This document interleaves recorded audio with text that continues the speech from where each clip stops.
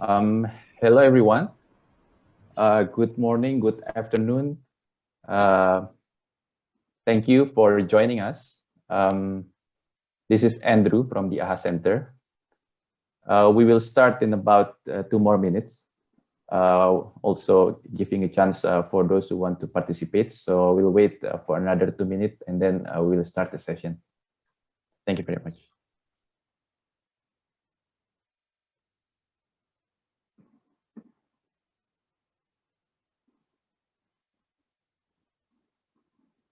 So while we're waiting, I will share some of the simple house rules.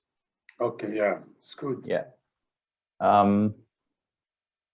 Please turn off your microphone and video unless you are speaking or called. If you want to speak, then you can use the raise hand button. Also, please rename your name. So you put your organization's name next to your name, so we know where do you come from. Also, if you have questions, comments, you can use the chat box. You can put your comments and questions there. Also, you can use the reaction button to share your feedback. Lastly, please be concise because we have quite a lot of participants. So I want to also get as much as questions or comments from the participants. Thank you.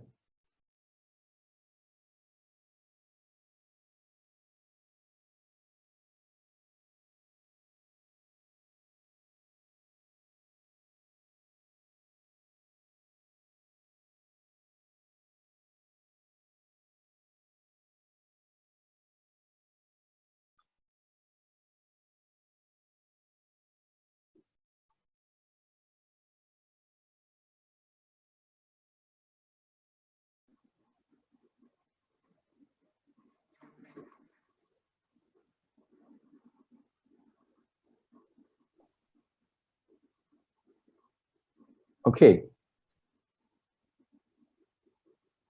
I think we can start the session. So again, thank you very much for joining this session.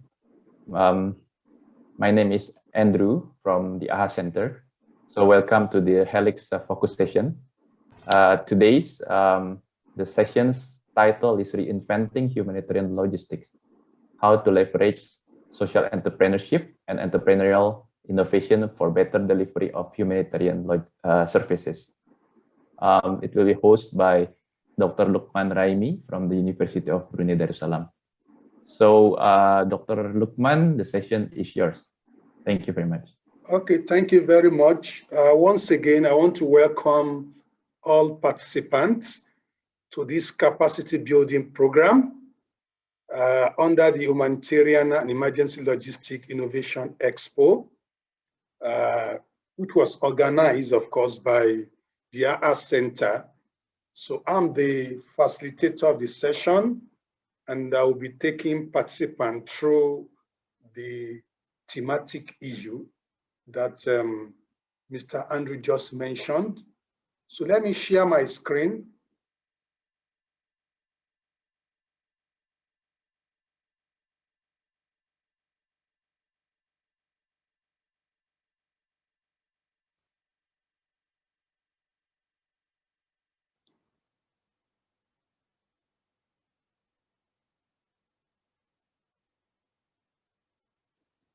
Okay, this is the screen.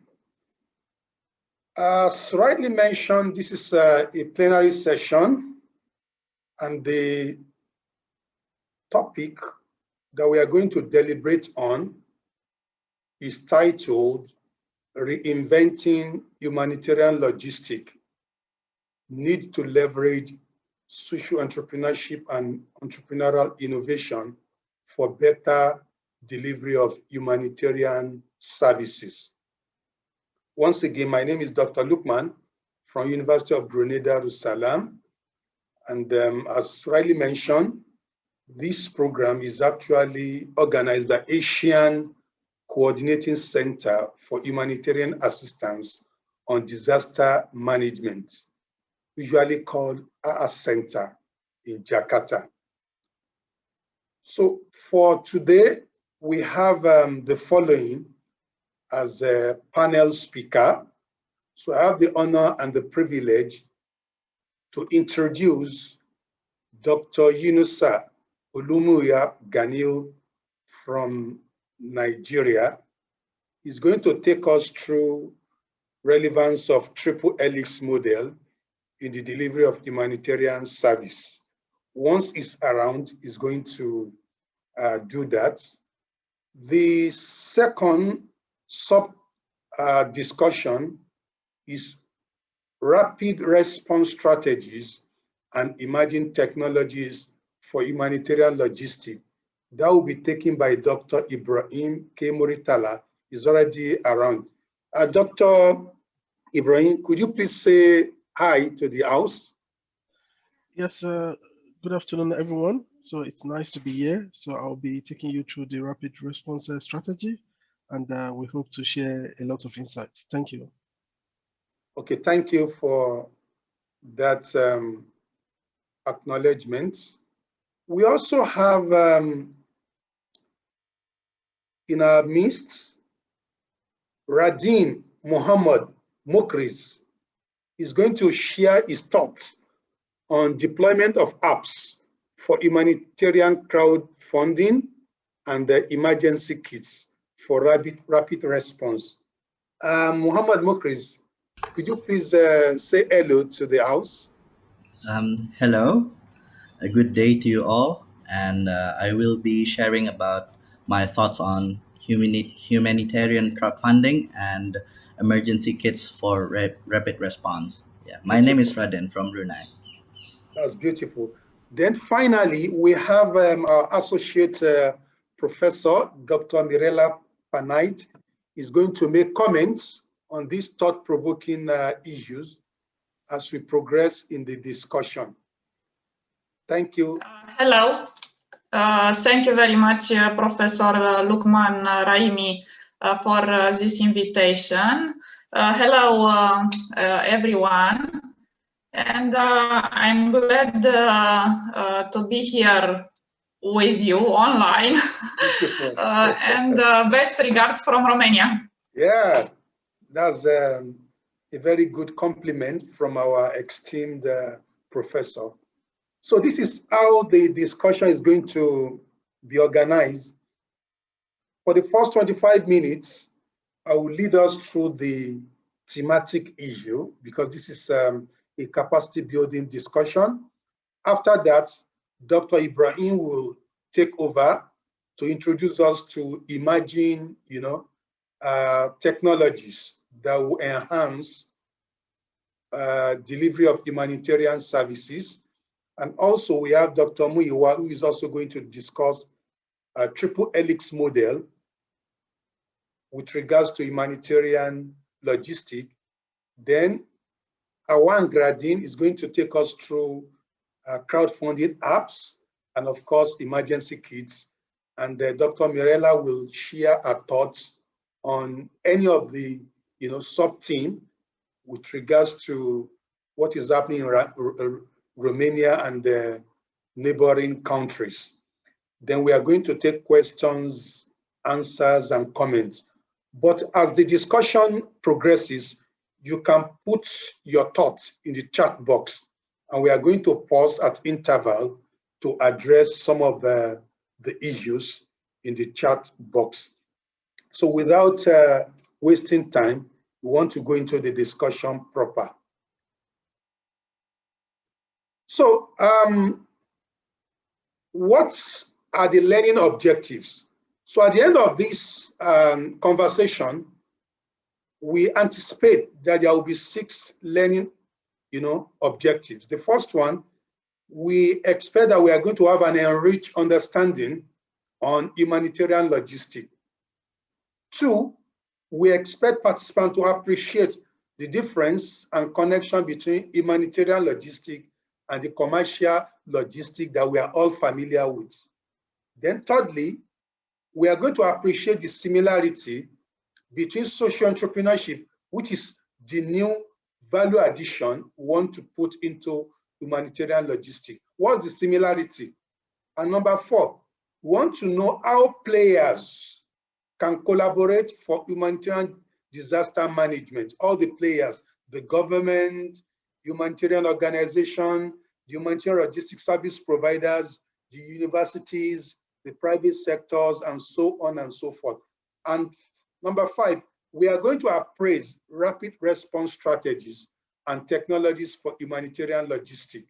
That is where Dr. Muritala is going to share his thought with us.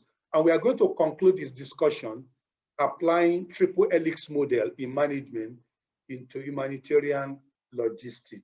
So these are the objectives.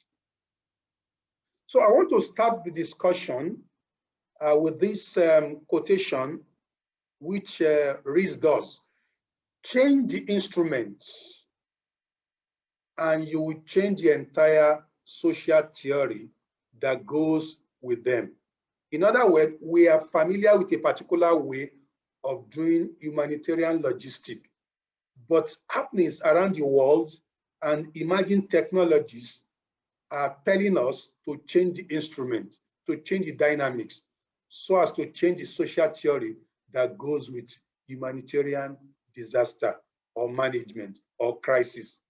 Just a few days ago, we had the Israeli-Palestinian crisis with devastating consequences. It takes billions, to reconstruct both countries, so to speak. So as humanitarian service provider, we have to change the instrument. We have to change the dynamics to be more proactive and effective. Global statistics about humanitarian crisis is frightening, scary, and of course, worrisome. Some common humanitarian crises across the world, of course, are hurricane, earthquake, tsunami, influenza pandemic, severe acute respiratory syndrome, civil war, terrorist attack, and of course, COVID pandemic, and the most recent Israeli-Palestinian conflict. Just in 2019, the UNHCR reports that 79.95 million people have been forcibly displaced across the world as a result of different humanitarian crises. This is serious.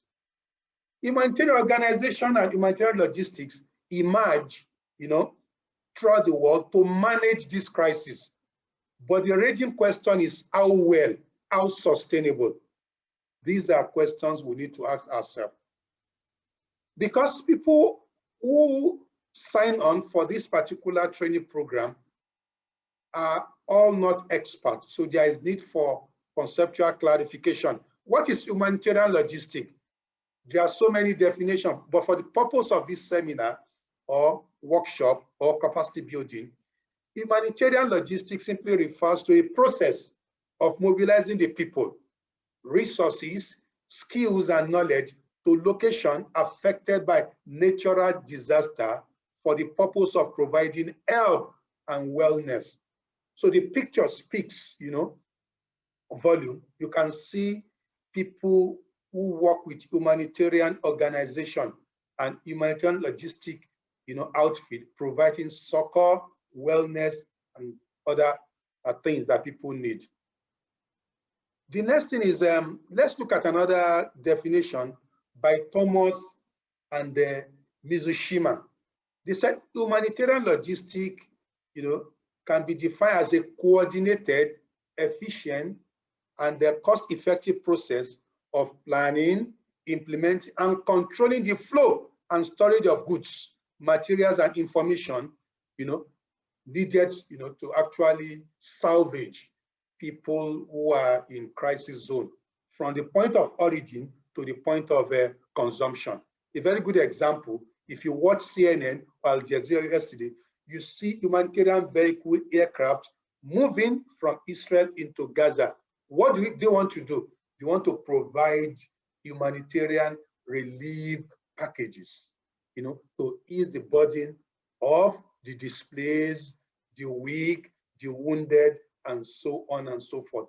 So organization that provides this particular wellness, this particular relief material, is called Humanitarian Logistic Organization. Let's move on. Most of us, we eat, different products from different parts of the world in supermarkets, shopping malls, departmental stores. Those who make all these products available are called commercial logistics. It is different from humanitarian logistics. So from the definition, you can say they do something that appears to be similar, but the fundamental purposes and recipients are different. So this material will be made available to everybody. So the next thing is to look at what is humanitarian crisis, what is humanitarian organization, who are they, what do they do? We all know what humanitarian crisis is. It refers to disaster situation that imposes human, physical, economic, and environmental damage on human, property, and others that overwhelm community capacity to cope. A very good example is the tsunami, earthquake, the ravaging COVID-19, the Israeli-Palestinian war, and so on and so forth. That is humanitarian crisis. The humanitarian organization, this is a social organization that provides humanitarian aids and support to traumatized victims of the crisis, following certain guiding principles which have been codified as humanity, neutrality, impartiality, and independence while delivering the services. So you are not supposed to take side. You are not supposed to be judgmental. Your responsibility is to provide reliefs to everybody, irrespective of religious, social, political affiliation. Yours is to deliver the package. This is a picture, or let me say this is a slide that actually depicts what humanitarian crisis is all about. You can see they all need support, help, and what have you. So what's the connection between humanitarian logistics and the commercial logistics that we are familiar with? So number one, owners of commercial logistics are business people. They provide, logistics services. They ensure that goods, product gets to shopping mall, get to different countries, get to supermarket, whereas humanitarian logistics, owners of humanitarian logistics are NGOs, relief agency, and a global institution. The foundation of commercial logistics is collaboration. The foundation of humanitarian logistics is coordination and cooperation.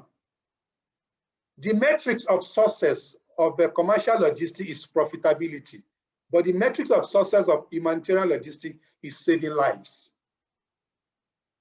Operational strategy is proactive in nature in the case of commercial logistics. From time to time, they ensure that these products are provided to different parts of the world, to supermarket, departmental store, etc. Whereas in the case of humanitarian logistics, the operational strategy is reactive. They only make those things available when there is need for it. Like the case of the war, the COVID-19 ravaging pandemic, etc. Humanitarian logistics are provided as reactive packages. Also, funding of commercial logistics is from sustainable sources. It's purely business. They invest and they want to make profit, and they retain their earning and inject whatever they have made into their business. They also borrow from banks to actually footbill commercial logistics, and at times they open up, they sell shares to members of the public to raise equity. But in the case of humanitarian logistics, it is unsustainable because it's based on donation, grant, and charities from well-meaning people in the society. Also, commercial logistics has a supply chain that is based on both push and pull factors, that is supply and demand. It is supply driven, it's also demand driven. But in the case of humanitarian logistics, the supply chain is basically pull factor, demand driven. If there are no crises, if there are no wars, then humanitarian logistics will not provide these relief materials because war don't occur every day. Tsunami, earthquake, They don't, come up every time. They come up occasionally, periodically. Number 7, demand for service of commercial logistics is predictable because people eat fruit, vegetable, products, goods and services, shoes, consumables every day, every week, every month. But in the case of humanitarian logistics, the demand for their service is unpredictable. It comes up, occasionally by happenstance. And finally, the rule of engagement in commercial logistics is competitive advantage principle. They want to make profits. Whereas the rule of engagement in humanitarian logistics is humanitarian principle of humanity, neutrality, and so on and so forth. I hope I'll be able to explain the difference between humanitarian logistics and commercial logistics. So what are the functions of humanitarian logistic organization, association, or agency? There are so many diverse views. According to Thomas and Kopras, 2005, they said the functions essentially are 7, and I'll be very fast with that. Preparedness, planning, procurement, transport, warehousing, tracking and tracing, and finally, customs and clearance. Whereas UN cluster approach to humanitarian logistics says basically the functions are 3. Preparedness, you prepare for the crisis in advance, then you respond if the crisis occur, and finally, recovery, reconstruction, and disaster risk reduction. Finally, another scholar says, Mahon et al. 2000 said is basically 4. Preparedness, response, recovery, and mitigation. This is my best definition because he's not only looking at recovery, he's putting in place policies and measures to mitigate repetition of that in future. And this is where entrepreneurship, especially social entrepreneurship, comes in. I want us to pay special attention to this particular slide. This slide is showing us allocation of humanitarian funding among players in the humanitarian logistic industry. If we look at the share of the funding as 100%, the bulk of that particular funding goes to the United Nations agency, 48.7.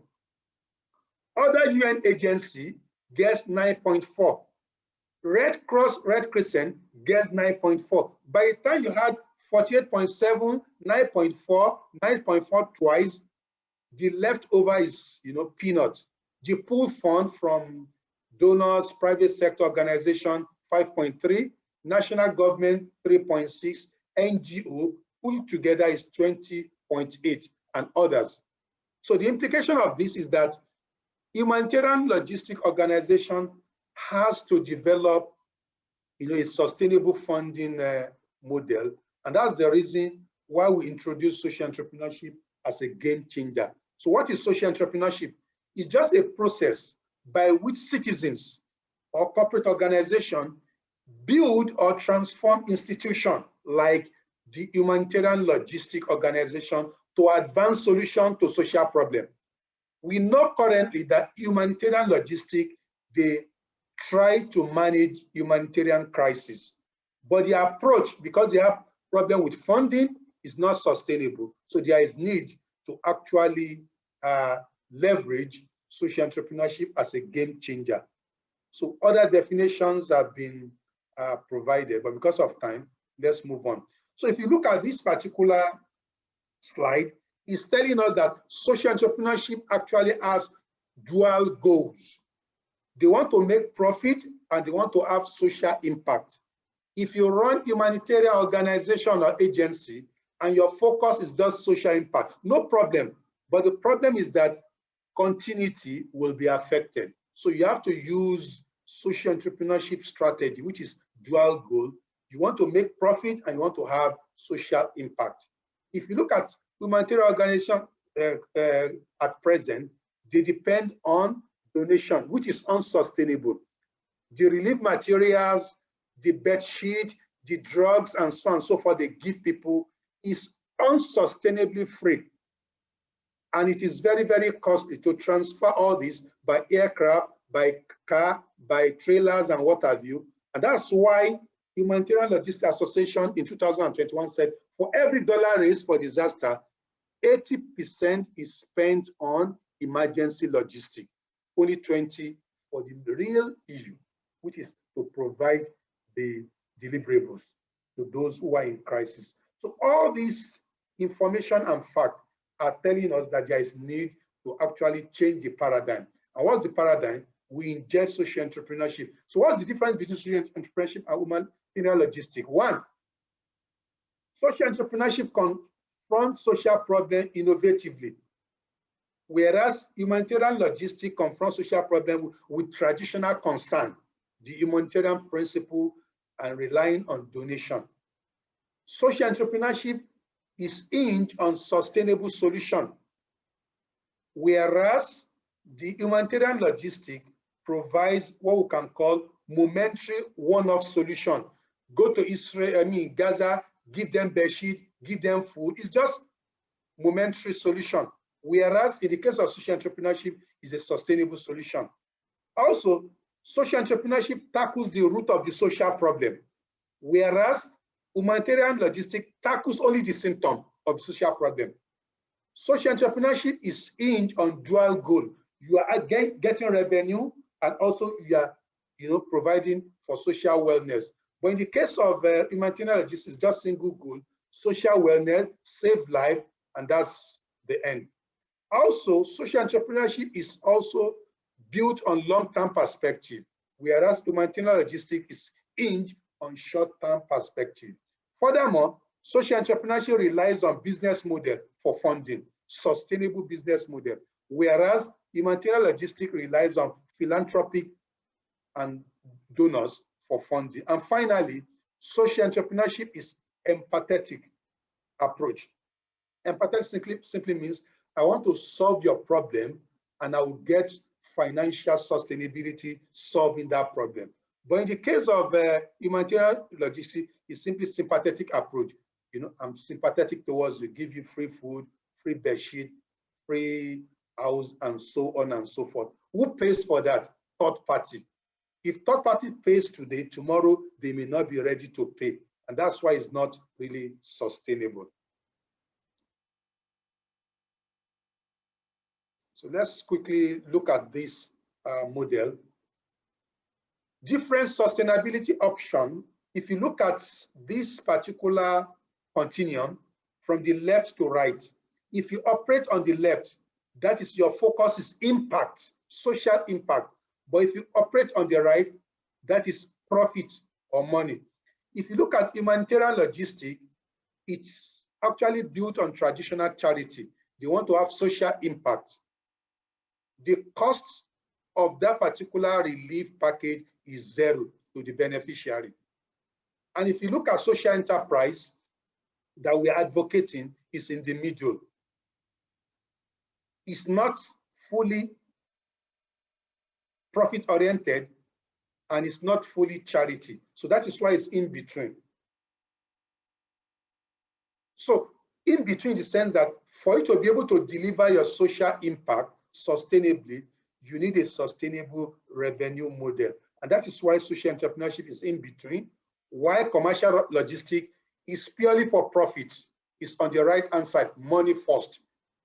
Humanitarian logistics, impact first, but social entrepreneurship, which is the model that we are canvassing that humanitarian organizations should use, is actually social enterprise.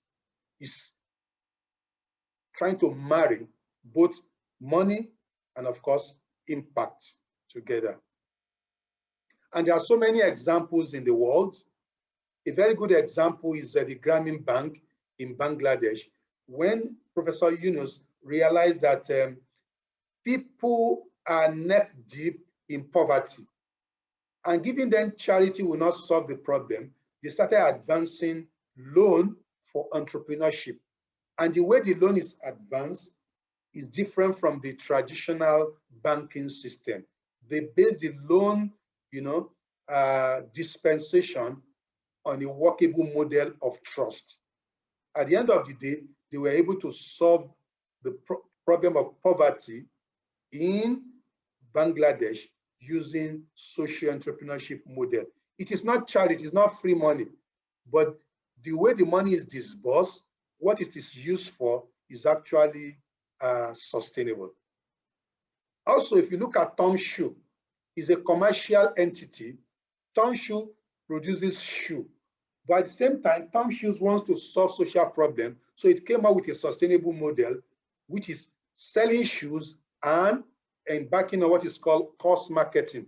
1 for 1. For every one shoe you buy, Tom Shoe will donate one to charity. So whenever you buy from Tom Shoes, you are helping to solve problem of those who do not have shoes in the world. At the end of the day, they were able to help so many children who do not have shoes while making money and also having social impact. Another example is Mercy Corps. Mercy Corps is a social enterprise that wants to change the world, sustainably. And they came out with a sustainable model of co-creation, strategic partnership for change and mutual benefit. They dialogue with commercial organizations, the dialogue with donors, the dialogue with even the recipient, that let us come up with a model that will give us a win-win situation.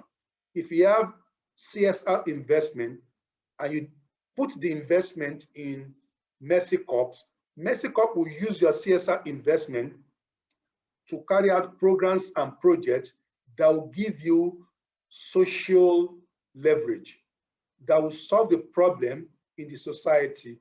At the end of the day, you have financial performance and also you have recognition in the society. At the end of the day, you help solve social problem also in the society.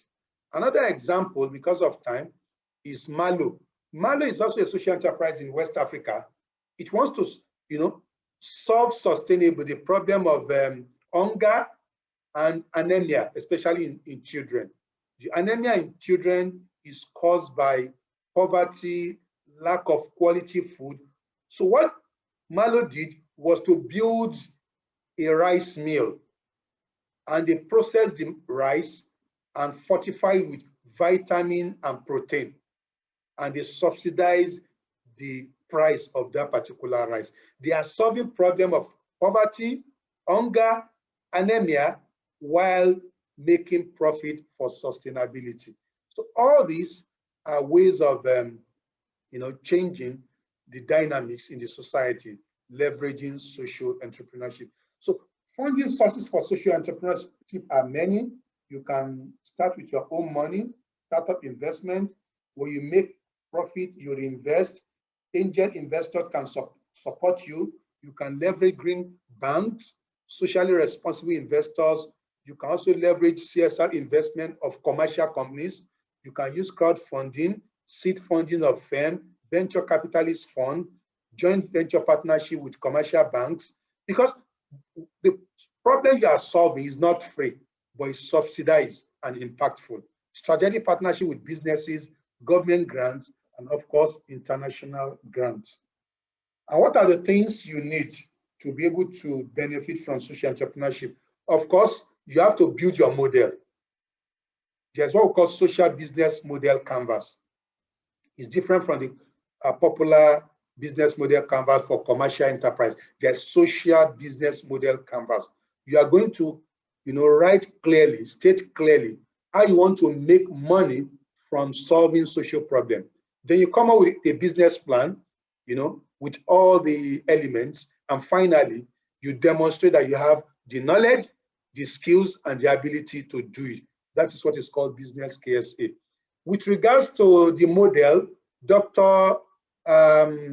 Mustafa will take us through the ICT model, but the one that appeals to me here is the innovative finance, which Raden is going to elaborate more on using crowdfunding and the like.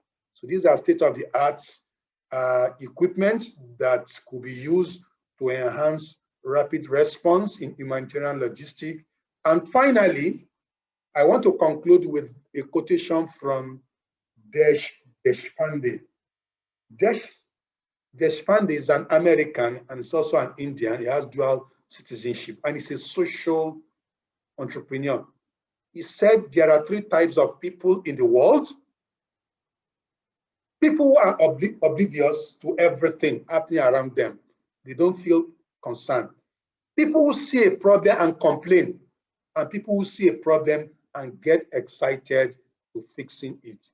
And that's exactly what the Asian Forum is all about. Humanitarian logistics is dear to us. We want to fix the problem of humanitarian crisis across the world, and we need to come together using state-of-the-art equipment, the best managerial strategies possible to achieve results. Thank you very much for your rapt attention.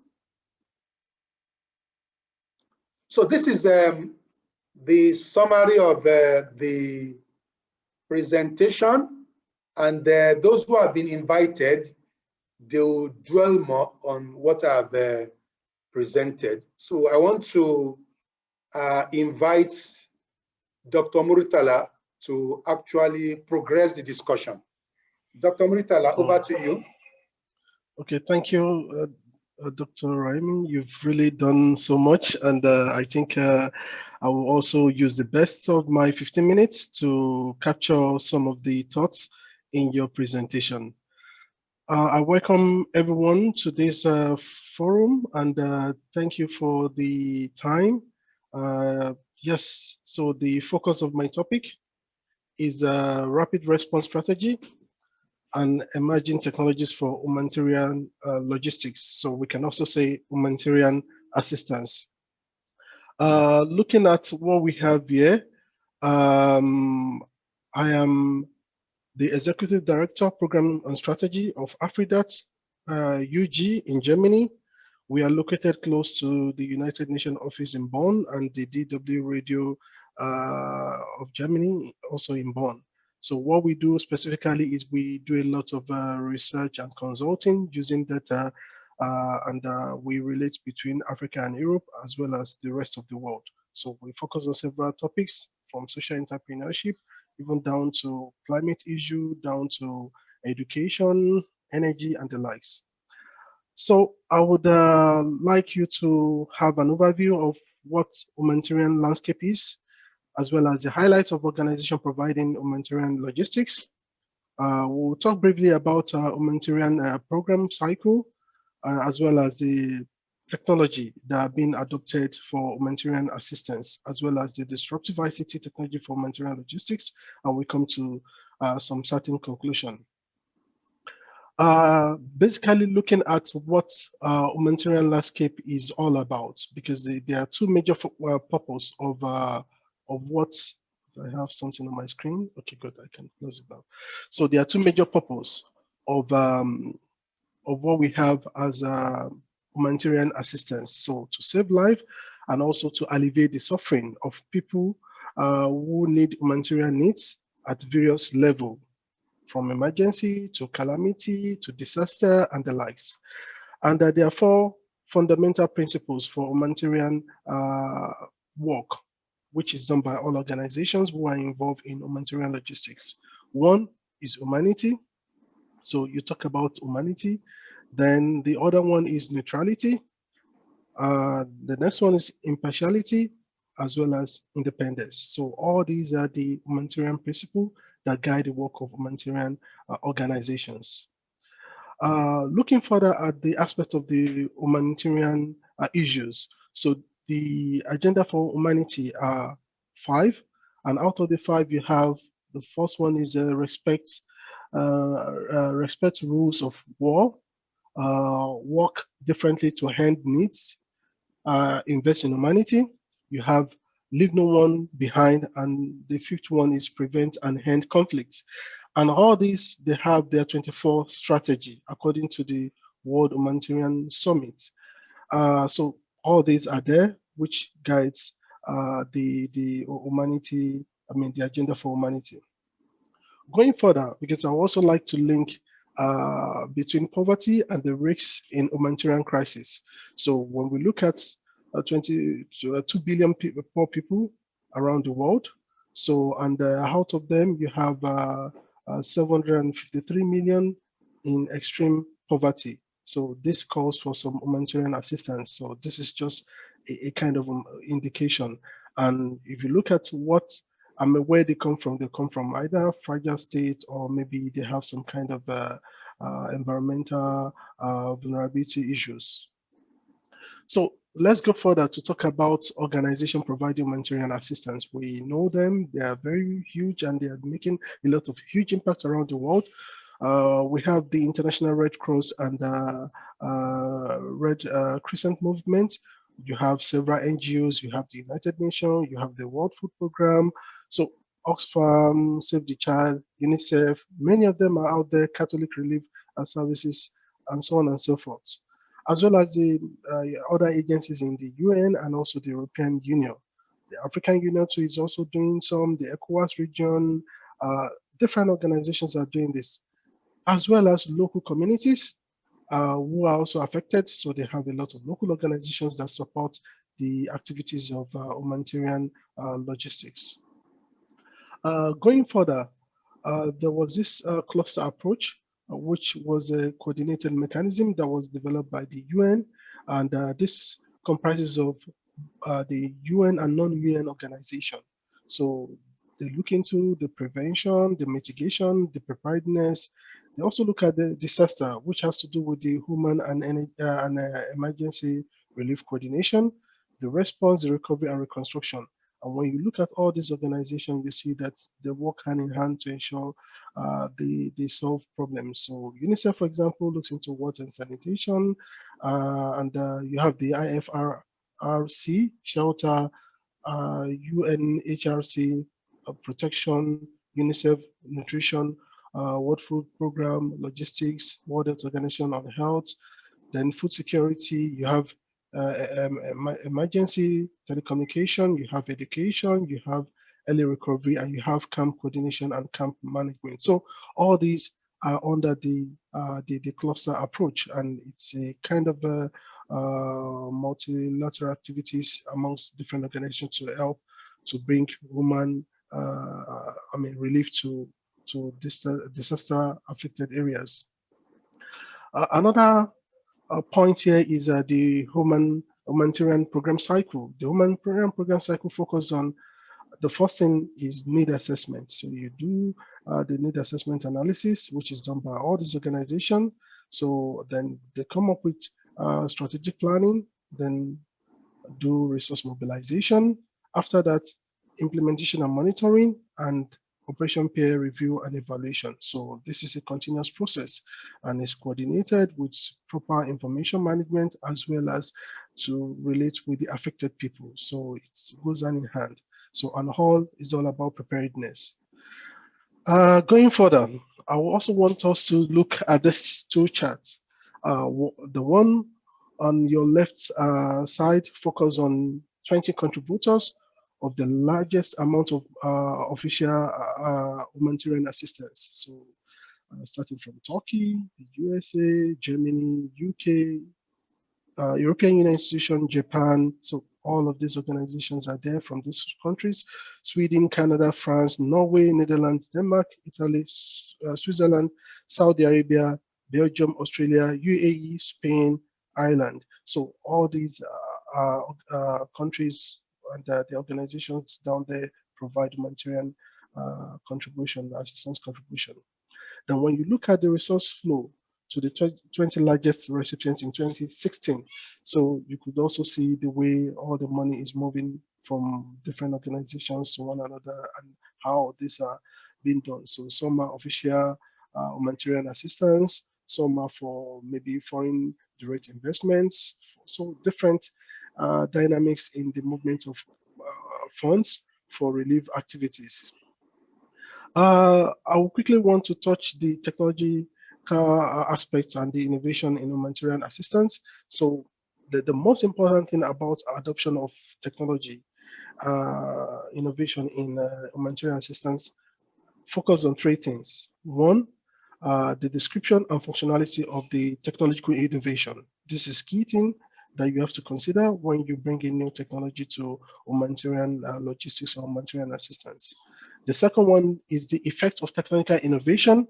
in humanitarian assistance, and the dot one is the feasibility of technical innovation in humanitarian assistance. So I'll quickly run through some examples here, and Professor Lukman has mentioned a lot. So according to the UN cluster, which I presented earlier on, there are 3 stages, and this first stage is preparedness. So the second one is response, the third one is recovery. So when we talk about preparedness, so this includes activities such as need assessment, so which comes under around this place. So, and you also talk about strategic planning and mobilization, so around this place. So strategic planning, need assessment, strategic planning, and mobilization. And for preparedness, you talk about data preparedness, you talk about citizen reports with mobile device, you talk about crisis mapping with geospatial information, Internet of Things, artificial intelligence, data visualization, and innovative financing, which was also mentioned earlier. So when we talk about response, which include activities such as humanitarian service delivery, program implementation and monitoring, which comes under here, so implementation and monitoring. So on response, we talk about monitoring and evaluation. A lot of M&E needs to be done. Cash transfer programming, cargo delivery drones, 3D printing, biometrics, and digital identification cards and things like that, or maybe digital identification platforms. So on the aspect of recovery, which is the last one, so this focuses on reconstruction, and it also talks about disaster risk reduction, which helps to facilitate resilience and opportunity for those that are affected. So here we talk about educational technologies. So we talk of new apps and platforms that are being used for digital learning and the likes. And you talk about smart city, because these are the recovery after you have calamity, you need to recover, you put several structures in place, and having the idea of putting smart cities as solutions around is also a good way to have recovery measures. So let's talk about the disruptive ICT technologies for humanitarian logistics or humanitarian assistance. So I'll quickly look at the preparedness. So for example, when the COVID-19 pandemic began, there were a lot of effort by different social entrepreneurs. Some of them are innovative startups, some of them are spin-off from universities, some of them are some kind of small companies that spring up from companies to bigger companies. So for example, crisis mapping using geospatial information. So you could see how and where a lot of reports are being like announced about COVID-19. Another example is the use of artificial intelligence in humanitarian action. So for example, where you have soldiers going for a kind of a mission and they need to really use a lot of robots to checkmate who are the real people they need to attack, who are the ones they need to take care of. And you see here, you have not a target. So these are kids and families moving from one area to another to just try to have their safety. In the aspect of education, we also have several information about using a lot of the massive online open learning to allow kids study down to digital learning and the like. So there are many of them around the world. So when it comes to citizen reporting, this can come from the aspect of the journalism. It can also come from the aspect of health issues. It can come also from the aspect of law enforcement agencies. So, and all these are well in place in different parts of the world, especially in those areas where issues of disaster and calamity are happening, and they need to be reported and actions need to be taken. So when we look further in the aspect of response, you have the 3D printing. So normally you have the traditional way of providing limbs for people who lost their limbs and hands. So now we have 3D printing. So the other aspect is using drones, cargo delivery drones, to deliver blood sample for tests and different things like that. Also materials and some kind of relief equipment. So these are some of the response and disruptive technology that are being used. In terms of biometrics, so you also have a lot of biometric equipment and facilities that are being used to take population, a kind of sensor of people around places to know the people who are meant to be offered help, maybe to provide some basic support in terms of education, in terms of relief, in terms of skills and things like that. So these are being used in different parts of areas where you have humanitarian logistics. So, and like I said, for the recovery, which has to do with disaster control, you have the aspect of smart cities, which is something that being applied to new areas where we have calamity, and also educational technology. So coming to a brief conclusion, technology innovation in humanitarian assistance is a priority, and it's maturing and it's growing. A lot of startups, a lot of social entrepreneurs, a lot of change makers, and also a lot of agents of change are coming up with ideas. At the same time, technological innovation in humanitarian assistance alters the way in which humanitarian assistance is organized and executed. It also defines relationship between actors in the field, and it affects financial flows. It also enables a shift of focus from response and recovery to prevention and preparedness. It also offers opportunity for increased local ownership and engagements, especially looking into different stakeholders within different communities or different regions where we have humanitarian challenges or crises. And it can also facilitate new ways of addressing humanitarian financing gap. And like Professor Lukman already mentioned, we'll be having more discussion on innovative financing. So the other aspect is the use of technical innovation requires different ways of working, skills, capabilities of both international as well as national organizations and different actors. So we need to increase digital skills and IT skills and the likes. And at the same time, we also look into the humanitarian assistance. Using technology raises a lot of serious concerns when it comes to protection of most vulnerable due to piracy issues and all those cyber security issues. And these are the key areas that needs to be put in place in order to ensure that we provide proper humanitarian assistance to people who are in need, and not to jeopardize the opportunity which humanity stands for.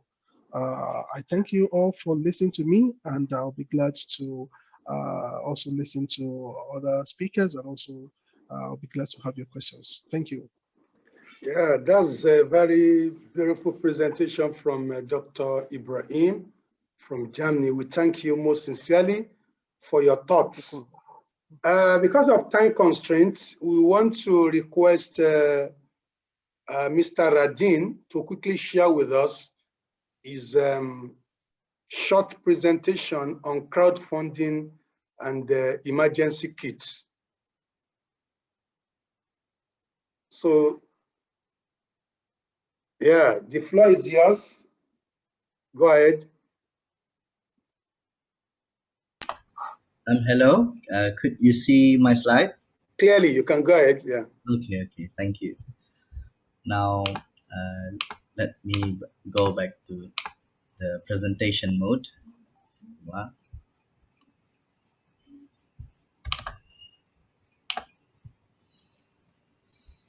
Okay, so hello. I will be explaining about the deployment of app for crowdfunding, humanitarian crowdfunding, and emergency kits for rapid response. So, what is crowdfunding is all about? So, it is an innovative or novel way of collecting and utilizing financial resources from the public, or as we call it, crowd. That is why it is called crowdfunding. So it is an alternative to traditional forms of entrepreneurial financing. So crowdfunding is basically, according to layman's terms, is how you donate in a platform online.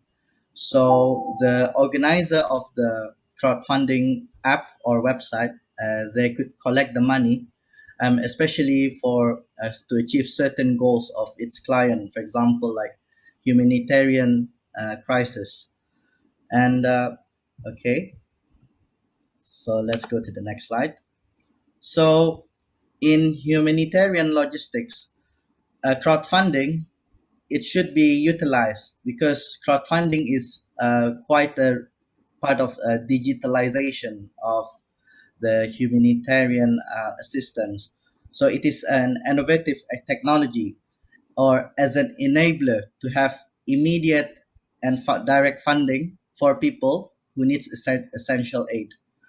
So it not only helps entrepreneurs, but also it helps NGOs, humanitarian workers, relief agencies, as well as the important projects to achieve their goals by acquiring immediate seed funding through crowdfunding. So these are the examples. So as we know, Keto is a crowdfunding website from India. And why I got inspired from these crowdfunding sites is because their massive use of marketing, especially in Facebook, Instagram, YouTube, and other popular sites, where they showcase as the importance of donations, of providing important essential financial funding to the humanitarian crisis or humanitarian diseases, etc. So Keto is an Indian crowdfunding, and Share the Meal. Share the Meal is actually from a World Food Program, where it really emphasizes on the such as famine and other related disasters. And GoFundMe is from a, if I'm not mistaken, from an American website. Yes, and also we have a seed fund. It is from Italy. So these are the benefits and how we can apply crowdfunding. So the most inspirational thing about crowdfunding, as I said, is it uses rapid marketing growth for finance.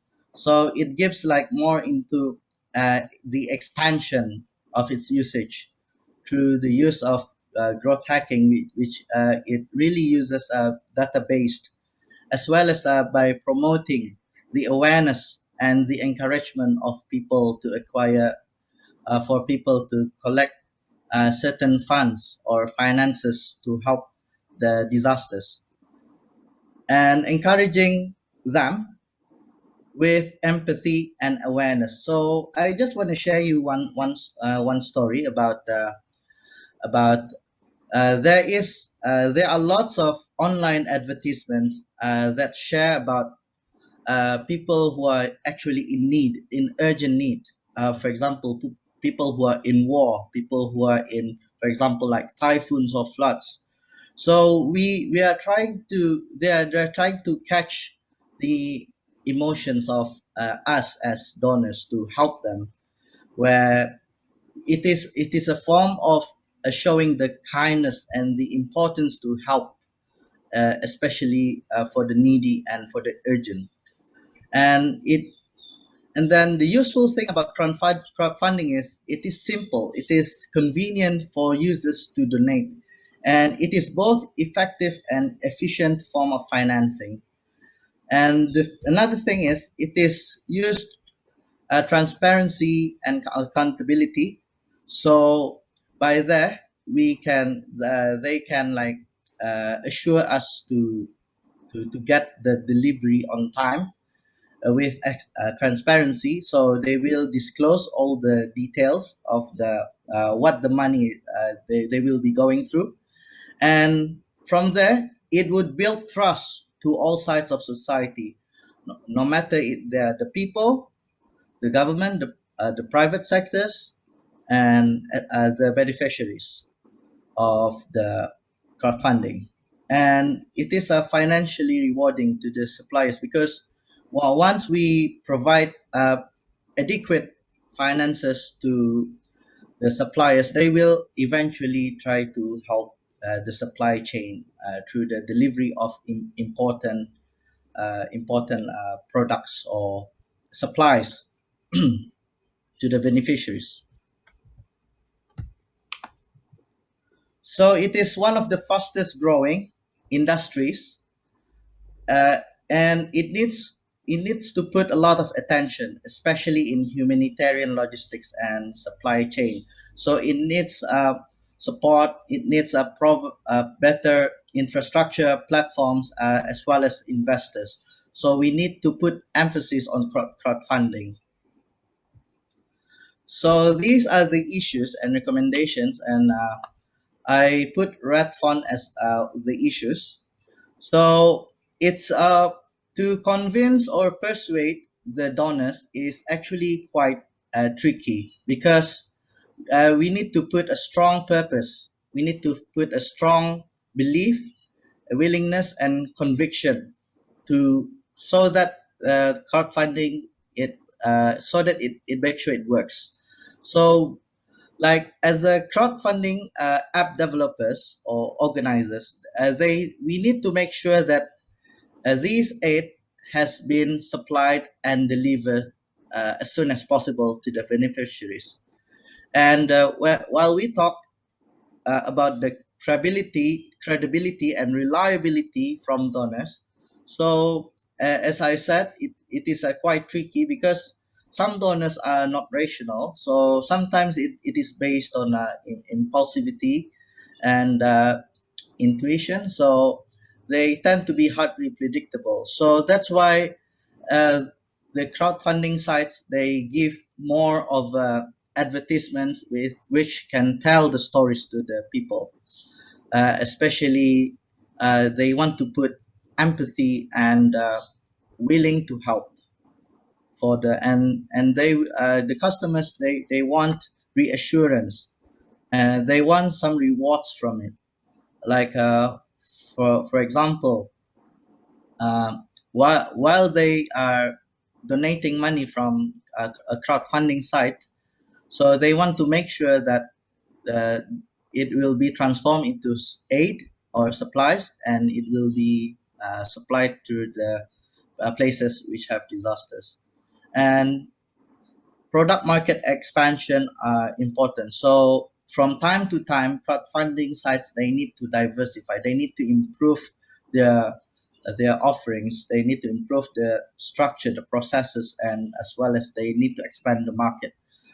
So another issues is there are risks within the usage of uh, crowdfunding, such as it might have been it probably could be hacked, or there would be a data breach, or there would be like a scam website. So people sometimes some people are quite gullible on this, so they need to beware. But at the same time, it should not deter the donors from donating online to help the humanitarian assistance.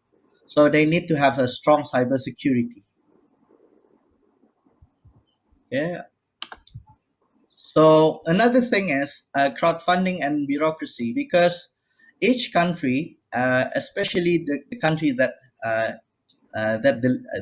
is being delivered with uh, with all the aids and kits, so they have a different regulations. So they need to make sure all these regulations, especially regulations regarding to finances. So the financial regulatory reforms, it should be based on convenience. It should be based on accountability, transparency, as well as better accessibility, and also, yeah, accountability. So, and they should know, as I attended the first session by Dr. Bob at NUS. So we need to know the unknown. We need to know what is the actual situation through the information from the places that have been stricken disasters. So from there, we need to have open communication. We need to have collaborations, joint ventures, and partnerships, and also we need to have a memo of understanding between the two governments as well, to ease, especially ASEAN has been helping a lot through the humanitarian assistance. And better decisions should be made by open communication. A right way of information, such as assessment, they need to, so the crowdfunders, they need to look at the right assessment. They need to update on the situation, and they need to be like fast, responsive, and preparations, as what Mr. Ibrahim said. We need to know how well prepared and how well response, as well as recovery. And so so okay. So another thing is, I want to talk about emergency kits for rapid response. So it is based on three essential basic needs, which is food, shelter, and clothing. So for places, for example, they have like uh, land erosion or landslides. So they need to have a tent, especially when the supply routes are cut off. So they need to have an emergency tent. Maybe it could be provided by helicopters and drones. So it should be provided also with a blanket and meal ready to eat. So those are the concepts behind the emergency kits. So like for example, like this one, and the thing is that some tents are quite costly. So like the donors, sometimes they try to think of the less priced, but actually tents are also important. So how are we going to make this one? So we need to put uh, like a cheaper fabric, but it's still the quality. So I would suggest, like for example, like a geotextile. So it is made of a permeable synthetic textile material. So it will be used to cover the tats, and generally it is produced from polyester to polypropylene polymers. So this kind of fiber is quite strong, such that it could help the soil, and it's quite strong. It's quite a strong fabric. It's a rainproof fabric to prevent soil erosion, and it is also provided with strong steel pillars to withstand storm and erosion, and also like flooding, etc. And it is actually quite a cheap. It is like easily being prepared, especially in places where developing countries, where they cannot afford to have a higher quality tax. But it is like at least it could let them survive for days, and it is also cost efficient version for survival for some days or weeks, hopefully. And it is also like available for family and individual sizes. So as we can see, the blanket is used to provide them with adequate comfort, and also they're also given with meal ready to eat, just like soldiers. So they are also like being how do you say, like being can be able to survive. So this is my last quote. So heal the world, make it a better place for you and for me and the entire human race. There are people dying. If you care enough for the living, make a better place for you and me. So that's a quote from MJ. So that's all. So my conclusion would be, uh, crowdfunding is really essential um, for humanitarian logistics, especially to provide humanitarian assistance. So not only me, but all of us should put emphasis on. Yeah, I think that's all. Yeah. Yeah, I So want to thank Muhammad Raden for that beautiful presentation. yeah, thank you. Very soon we are going to open the platform for question and answer, but for the meantime, Mr. Raden, there are some questions waiting for you on the chat box. So respond to those questions so that everybody will have answers from you. So the next person is, of course, our esteemed associate professor, who is going to do a sum up of what we have discussed, and that is Professor Muritala. We want your thoughts on the discussion. Please unshare. Raden, remove this slide. So, Professor,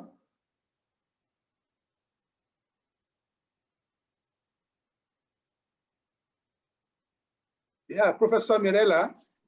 Yes. Yeah, we want your thoughts on any area of the discussion.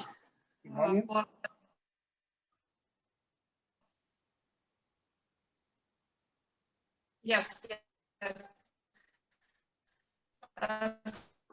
Thank you very much for this invitation.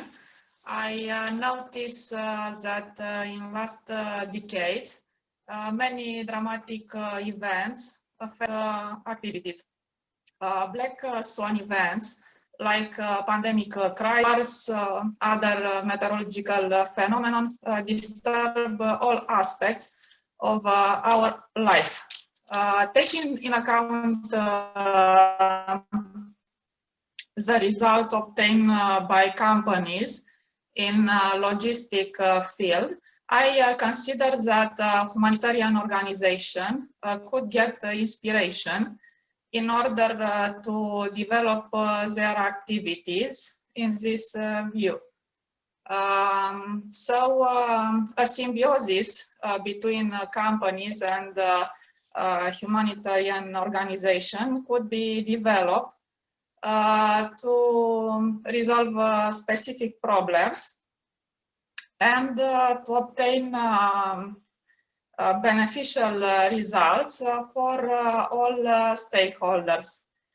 At this meeting, I noticed that Professor Lukman and his guests raise important aspects regarding ethical, economic, technical, and even financial issues related to this topic, humanitarian logistics. Professor Lukman Raimi also proposes a solution to resolve some problems related to humanitarian crisis, like social entrepreneurship. But I consider that financial aspects are very important, and we must find a solution in financial field. Because if we have not enough money, the problems remain on long term. Thank you very much for invitation, and I noticed that the topic proposed by you is very complex and very challenging for us. Thank you very much, Professor Muritala from Romania. So while waiting for questions from our... do you hear me? Yeah, I can hear you. Yeah. Beautiful presentation. We thank you most sincerely. So while waiting for questions on the chat box, before you are some policy prescription for the organizers and all actors in the field of humanitarian logistics. Number one, there's an urgent need for humanitarian organization and humanitarian logistics service providers to adopt a sustainable business model leveraging social entrepreneurship foundation of double bottom line. Relying on charity alone will not do the work, but we must come up with a model that is business oriented and also impact oriented. That's number one. And Professor Muritala just mentioned that. Number two, there is need to deploy ICT related tools for humanitarian logistics because of the immense potential to enhance delivery of fast, effective, and low-cost services to the victim of disaster. Dr. Muritala from Germany actually underscored that. We must, and Raden Muhammed also gave us practical application of that, leveraging crowdfunding and the emergency kits. We must do that as a matter of urgency. 3, to complement the use of ICT-related tools above, the use of logistic capacity assessment, LCA tool, for humanitarian emergency preparedness and response is recommended. Dr. Muritala also mentioned that, and Raden also underscored that. The use of local logistic capacity assessment has comprehensive baseline data about the logistic capacity of countries, which will aid humanitarian response. If you are going to Angola, for instance, or Nigeria, or even United States, you must really use logistic capacity assessment tool to actually give you a baseline data on what the country is all about, the data you require, and that will enhance, your preparedness and your response. Number 4, we must leverage crowdfunding. Leveraging crowdfunding could be a major growth driver of steady and sustainable funding. You need huge amount of money, but Rome was not built in a day. So through crowdfunding, you get funds incrementally over a long period of time. And also, pre-disaster country pooled fund is also recommended. So every country should also has, develop what we can call humanitarian pause. And the purpose of that pause is for pre-disaster, preparedness. And finally, there is need for co-creation and mutually beneficial collaboration between humanitarian logistic companies, multinational companies. Multinational companies have money, they have funds, but they are in business. Humanitarian logistic companies are not in business. They are only out to help people. So multinational companies, they have what is called CSR investment. And they want to use that investment to promote their organization, to get recognition, to get financial leverage. So you can help them use that funds to get that particular recognition, to get social license, to get economic license, and of course to be able to report well their sustainability reporting. So all these are things that we feel should actually be done to actually change the dynamics. So thank you, everybody. So the floor is open for questions and answers, and also for comments. So Dr. Mustafa and others, if you have more comments, more information to share, we still have 14 more minutes. So Mr. Raden, please provide answers to the question in the chat box. And for others too, let's provide answers. And if you have comment, 14 more minutes. Dr. Mustafa, we have more minutes, 14 more minutes. Okay. There are a couple of people who are asking me. So the first question is, hi Raden, do you declare the logistics cost to your funders? I would say yes, because it is part of business ethics and corporate social responsibility.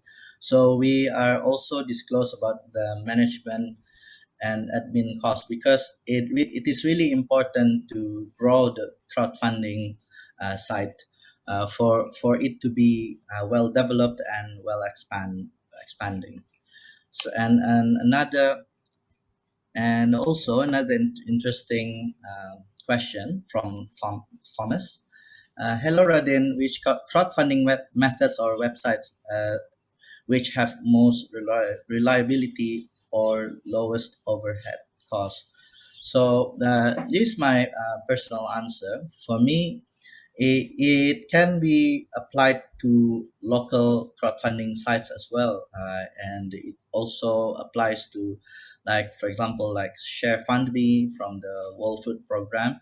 So there have been like developing a crowdfunding app, which can be like easily used for people across the world, and you can also like have talk with the local NGOs, uh, because it is the, how do you say, it is the right for the donors or funders to have the, yeah, the information, better information about where will be the money spent, or where will be, yeah, like the overhead cost and so on.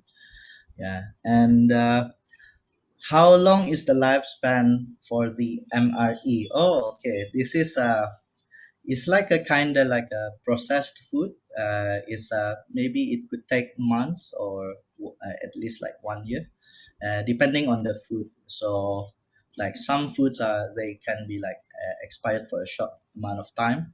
But what we are trying here is not only to provide MRE to the humanitarian kit, but also like to let them like being fed sufficiently, at least adequately, so that the next supply of the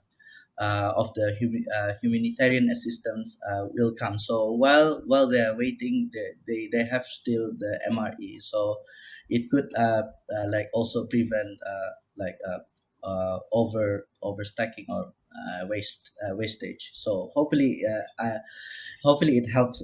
It answers the question. Yeah. Yeah, thank you, Raden. I wouldn't know if Dr. Yinusa is around. Dr. Yinusa, are you around? We couldn't see you around. If you're around, please lend your voice to the conversation, especially in the area of HELiX, triple HELiX model. If you're not around, Dr. Mustafa, you can share your thoughts. We have just 10 more minutes. Dr. Mustafa, you can share more thoughts with our esteemed participants. Yes, I think Dr. Radim has answered a lot of the questions, and there was a particular question here that says something about what are the key elements needs to be considered in developing business model canvas for social entrepreneurship, especially a part which is not included in business model canvas for fully commercial. So yeah, you want me to answer that question? Yes. Yeah. Okay. The two elements that are missing in the common business model canvas are socio-economic costs and socio-economic benefits. So when you develop your business model canvas, below it, you now had two components. The first one is on socioeconomic costs. The second one is socioeconomic benefit. The meaning of socioeconomic cost is what externalities will that particular business have on the society, socially and economically. Then the benefit, what are the social and economic benefits that will accrue to the society implementing that particular business. Let me be more practical with this. I want to share this with us.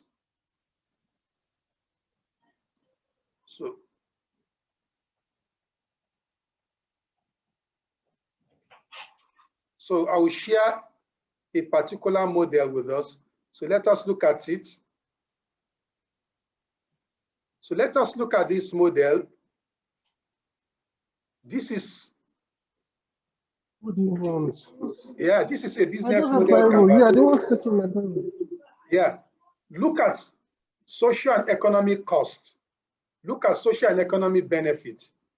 For instance, this is an organization that is into printing of T-shirts, printing on mugs, printing machine generates heat under social and economic cost.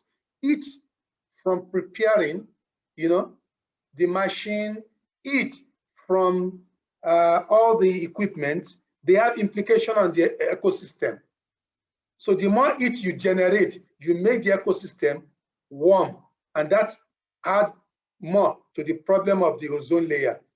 Then exhaust from delivery van. If you use delivery van to deliver your vehicle, if you have 200 vehicles, this vehicle will emit smoke, and this have environmental effects in the society. Then the noise from your machine, the noise from your vehicle, all these, they constitute nuisance to the environment. You must state it clearly under social and environmental costs. Then what are the social and environmental benefits?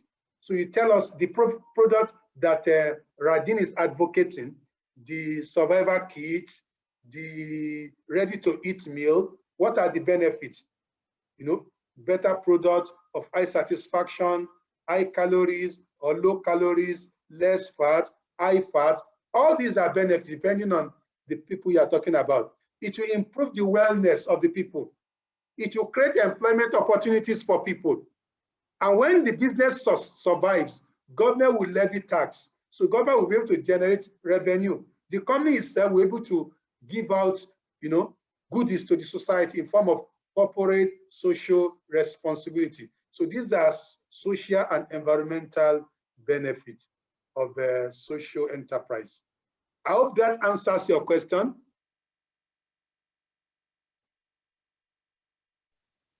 Dr. Mustafa, I hope that answers your question. Yes, it was asked by one of the participants, so that was why I had to read it out. So we have just 5 more minutes in case anybody wants to add to the conversation. Yeah, maybe I should have this quickly. The humanitarian assistance or logistics is a huge industry, and I think it's open for a lot of players. And these are areas where we could provide social solution to solve different issues. And I think it's very fertile, it's open, and let's get involved and see how we can also use this to continue to create jobs and ensure we keep our youth active in different areas. Thank you. Okay, in the absence of further questions, I want to assure the participants that the materials will be made available to you. Already, our lead technical person, Mr. Andrew, sent a mail to us, to all participants. Please fill in the feedback form on this session through the link. So there is a link. So based on that particular form and your database, we are going to make available all the presentations for your record, follow-up, and implementation. So I want to thank you all for finding time to attend this plenary session. And I want to bid everybody goodbye on this particular note. Thank you for your rapt attention. And we hope in future, if we advertise more training program, you find time to attend. Thank you very much. And thank you, Dr. Lukman. Before we end the session, may I ask everyone to open your camera because we will take a group photo together. Okay. And also don't forget to fill in the participant feedback form in the link provided in the chat box. So please open your camera and I will take a group pictures. Open your camera, please.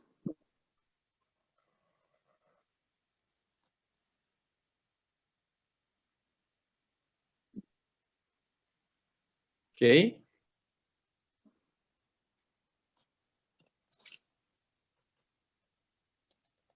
Okay, I will count to 3. 1, 2, and 3. 3. Okay, thank you very much. Thank you. Thank you very much, everyone. So don't forget to also join. Also join other sessions this afternoon. And thank you to all panelists also today. Good day and have a great day. Thank you. Bye-bye, everybody. Thank you. Bye. Bye. Bye. Professor Mirella, my regards to your people in Romania, Dr. Muritala, Yeah, regards to people in Germany, Raden in Brunei, and Dr. Yinusa, Dr. Samuel, everybody, our regards to people in Nigeria. Bye-bye. Bye. Bye. And also our people in Jakarta, bye-bye to everybody. Indonesia, bye-bye. Bye. Thank you very much.